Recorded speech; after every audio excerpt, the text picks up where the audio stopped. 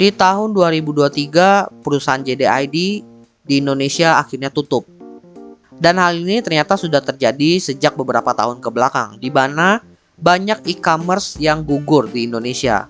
Pertanyaannya adalah, apa alasan perusahaan-perusahaan e-commerce tersebut tidak dapat bersaing di Indonesia dan akhirnya memutuskan memberhentikan operasional mereka?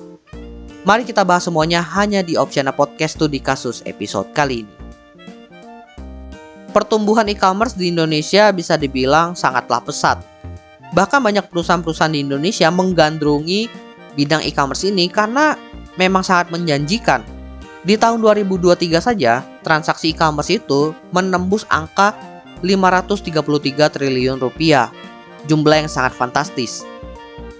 Bahkan ya, dari sektor ekonomi digital di Indonesia, e-commerce itu menempati peringkat pertama sebagai penyumbang terbesar dengan nominal sebesar 62 miliar US dollar dari total 82 miliar US dollar.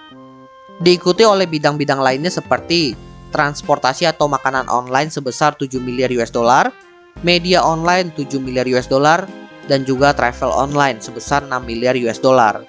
Angka yang bisa dibilang lumayan terpaut jauh. Makanya jangan heran banyak perusahaan yang berusaha untuk masuk ke bidang e-commerce ini agar mereka itu bisa mengeruk untung yang ada di pasar yang besar.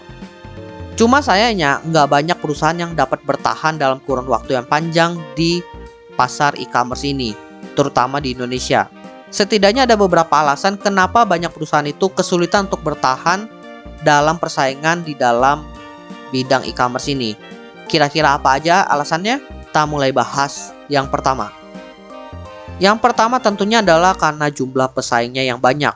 Pesaing di bidang e-commerce ini datangnya bukan cuma dari dalam negeri aja, tapi juga datang dari luar negeri. Ada perusahaan yang datang dia itu sudah besar, ada juga perusahaan yang benar-benar baru merintis. Ada yang fokus ke satu niche saja, ada yang fokusnya itu untuk produk-produk yang universal. Dari sini aja udah kelihatan jumlah variasi dari e-commerce itu sangat luas, yang membuat jumlah perusahaan e-commerce di Indonesia itu menjamur. Dari sini saja membuat pasar e-commerce itu terbagi-bagi. Ada perusahaan yang mendapatkan persenan kue yang besar, ada perusahaan yang mendapatkan persenan kue yang kecil. Tapi perlu diketahui namanya juga bisnis, setiap perusahaan itu berusaha untuk merebut besaran pasar yang ada, entah mengambil kue yang besar maupun kue yang kecil. Sehingga jangan heran banyak perusahaan itu akhirnya berusaha membakar uang mereka untuk bisa mendapatkan kue-kue tersebut. Salah satu cara yang sering banget dilakukan adalah dengan melakukan promo gila-gilaan.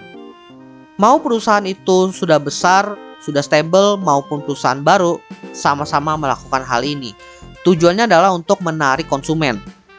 Karena persaingan yang ketat ini tentunya ngebuat persenan kue yang ada itu semakin tergerus. Perusahaan-perusahaan yang bisa lebih mengenal konsumennya, lebih memuaskan konsumennya akan mendapatkan kue yang jauh lebih banyak. Entah strategi apa yang mereka gunakan. Semakin sengit persaingannya tentunya akan semakin banyak uang yang mereka bakar. Dari sini muncul pertanyaan apakah dengan uang yang mereka miliki itu masih bisa mempertahankan sisi operasional mereka. Atau untuk perusahaan besar dengan backingan yang lumayan banyak investornya, apakah pengeluaran tersebut cukup worth it dikeluarkan? Kalau memang perusahaan tersebut akhirnya kehilangan cash dalam persaingannya, tentunya perusahaan tersebut mau nggak mau harus menutup operasional perusahaan mereka. Tapi untuk perusahaan besar dengan uang dari investor akan mulai ngelihat value dari perusahaan tersebut. Meskipun ya perusahaan tersebut punya kue e-commerce yang kecil di Indonesia, tapi dia sudah profit, biasanya perusahaan tersebut akan bertahan karena dia sudah bisa menutup operasional mereka. Tapi ada juga perusahaan yang punya kue yang lumayan di Indonesia, tapi karena dia itu belum bisa menghasilkan profit dan ibaratnya pengeluarannya itu besar banget, jatuhnya nggak worthy amat dengan besaran kue seperti itu. Sehingga jangan heran banyak perusahaan induk yang akhirnya memutuskan untuk memberhentikan operasionalnya di Indonesia. Jadi jangan heran ketika ada perusahaan e-commerce yang kelihatannya baik-baik saja tiba-tiba menutup operasional mereka.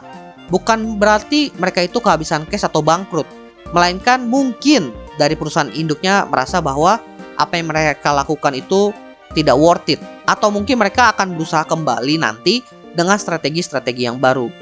Tapi sekali lagi nggak bisa dipungkiri bahwa persaingan e-commerce di Indonesia itu sangat berdarah-darah dan memang sangat memakan korban.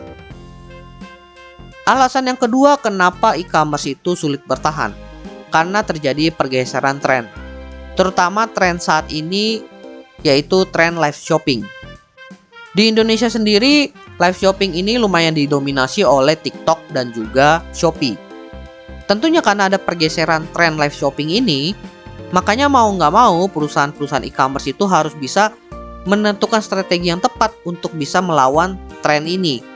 Entah mereka ikut membuat live shopping sendiri, seperti yang dilakukan oleh Tokopedia sebelum mereka itu merging dengan TikTok, atau mereka membuat fitur baru untuk melawan live shopping tersebut. Tapi biasanya cukup sulit ya untuk melawan tren tersebut, karena namanya juga tren. Lebih mudah mengikuti arus ketimbang melawan arus.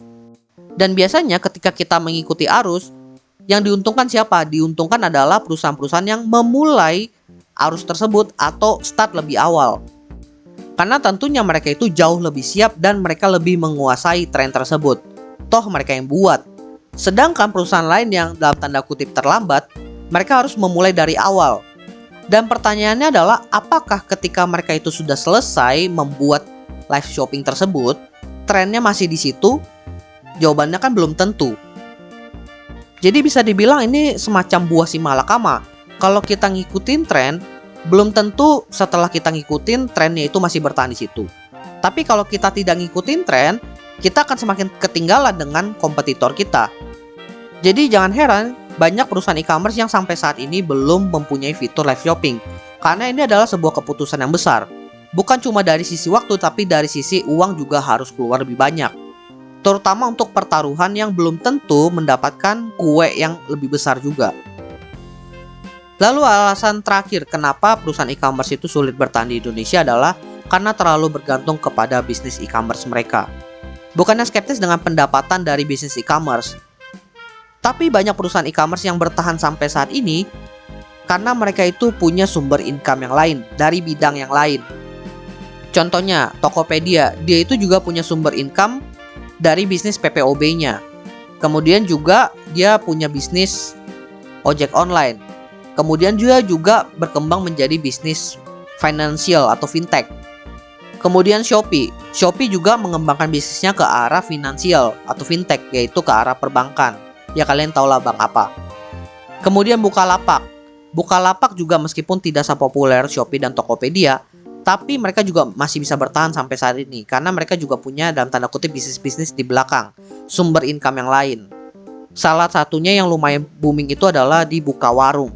Jadi bisa dibilang agar mereka itu dapat bertahan, mereka itu tentunya harus realistis juga. Agar bisa operasionalnya itu terpenuhi, mereka harus bisa mendapatkan sumber income yang lain. Meskipun caranya dengan mengambil income dari bidang yang lain di luar e-commerce.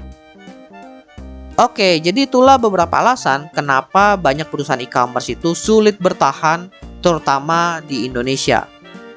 Jadi bisa dibilang nggak ada jaminan pun ketika yang masuk ke bidang e-commerce itu adalah perusahaan yang besar, mereka itu bisa bertahan dalam kurun waktu yang lama.